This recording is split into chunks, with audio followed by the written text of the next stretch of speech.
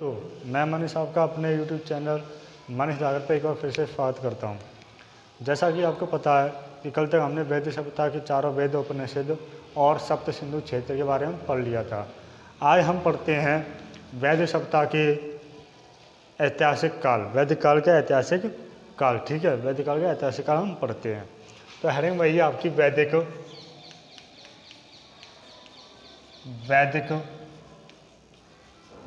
सभ्यता। वैदिक सभ्यता, ठीक है। हेडिंग क्या है आपकी?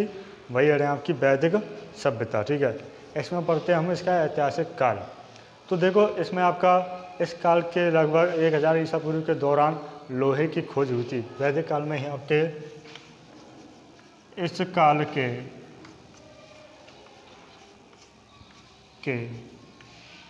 दौरान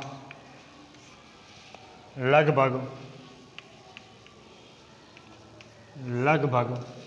इस काल के दौरान लगभग 1000 ईसा पूर्व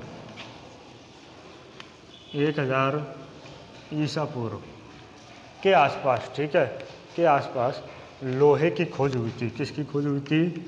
लोहे की खोज हुई। ठीक है,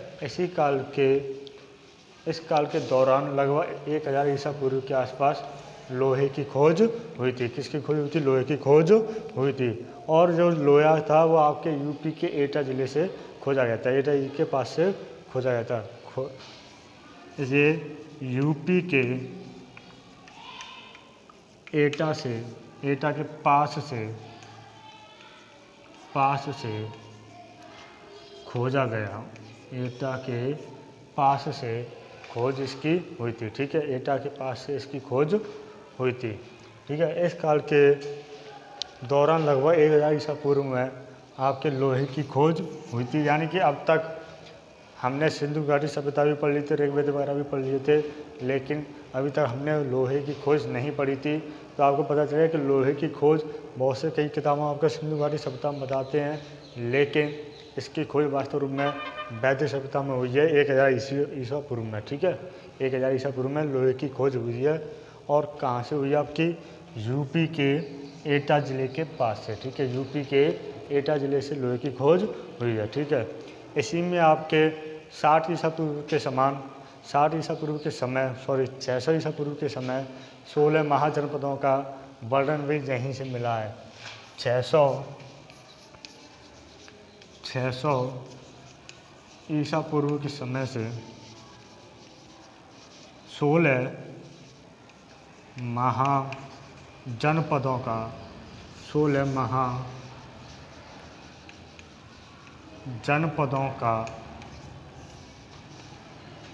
वर्णन मिला है।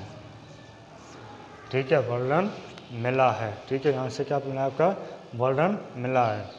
और इनकी जानकारी आपके अंगुत्तर निकाय जो कि आपका बौद्ध धर्म का ग्रंथ है, और एक आपका भगवती सूत्र जो कि जैन ग्रंथ है। ठीक है, इनकी जानकारी हमें कहाँ से मिली? आपके एक तो अंगुत्तर आपका ग्रंथ है। ठीक है, अंगुत्तर निकाय और एक आपका भगवती सूत्र जो कि ये आपका जैन ग्रंथ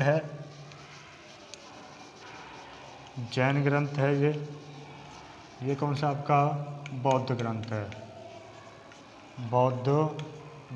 है। ठीक है, अंगुत्तर निकाय आपका बौद्ध ग्रंथ है, और भगवती सूत्र आपका जैन ग्रंथ है। जैन ग्रंथ है। यहीं से हमें पता चला है कि यहीं से हमें 16 महाजनपदों का वर्णन मिला है। भगवती सूत्र और अंगुत्तर निकाय से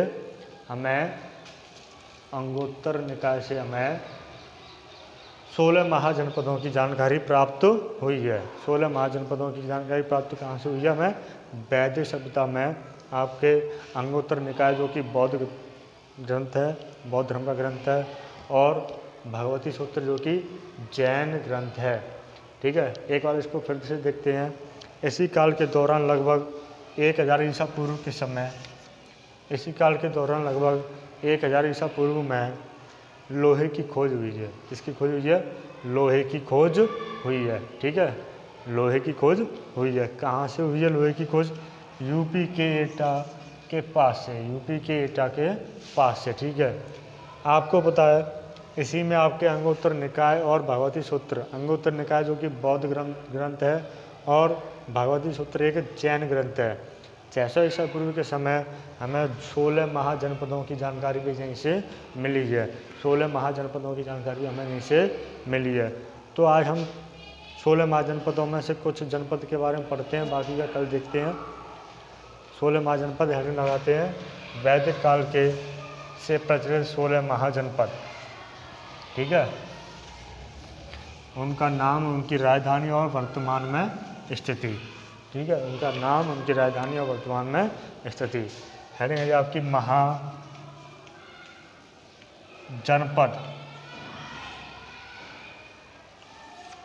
राजधानी,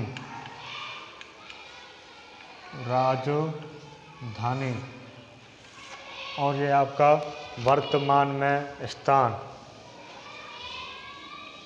वर्तमान में स्थान। ठीक है, वर्तमान में स्थान।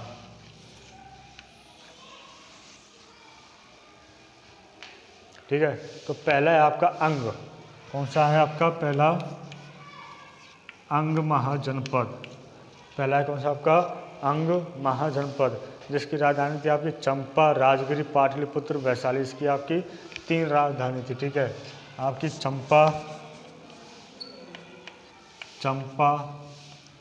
ठीक है, चंपा है। इसी को आप चंपा नगरी भी बोलते हैं, चंपा नगरी भी बोलते हैं। ठीक है, चंपा नगरी भी इसको बोलते हैं। दूसरी इसकी राजगिरी,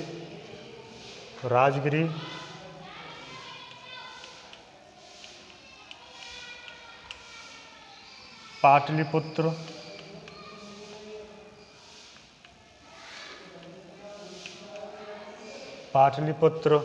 और आपकी वैशाली।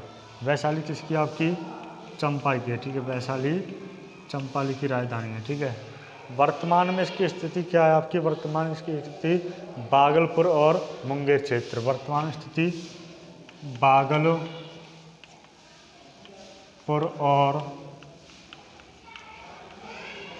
मुंगेर क्षेत्र इसकी वर्तमान स्थिति है। भागलपुर और मुंगेर क्षेत्र इसकी वर्तमान में स्थिति है। ठीक है, वर्तमान में इसकी स्थिति है। गया भी इसकी वर्तमान में स्थिति है। ठीक है, गया भी इसकी वर्तमान में स्थिति है।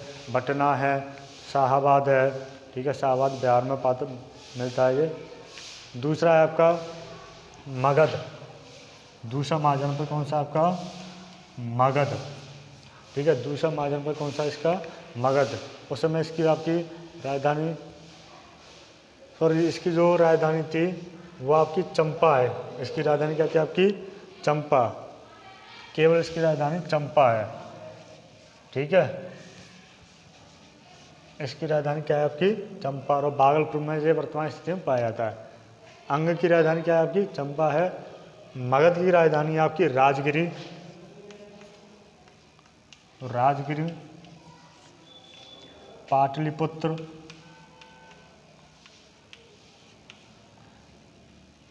पाटलिपुत्र और वैशाली। ठीक है, वैशाली। अंग की राजधानी चंपा या चंपा नगरी, चंपा या चंपा नगरी। ठीक है, अंग की राजधानी आपकी चंपा या चंपा नगरी। ठीक है, वर्तमान स्थिति मगध को कहाँ पर आपका? शाहाबाद। ठीक है, पटना,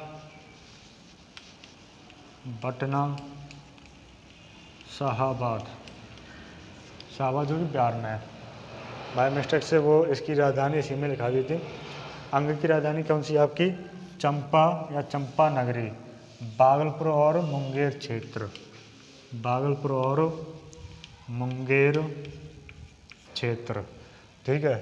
दूसरा महाजनपद आपका मगध, दूसरा महाजनपद कौन है आपका मगध है, ठीक है, जिसको राजधानी क्या है राजगिरी, पाटलिपुत्र, वैशाली, राजगिरी, पाटलिपुत्र, वैशाली, ठीक है, जिसको वर्तमान स्थिति क्या है पटना शाहबाद, पटना शाहबाद, ठीक है।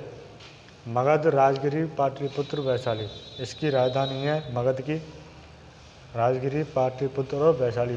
दूसरा महाजनपद कौन सा आपका मगध है, ठीक है।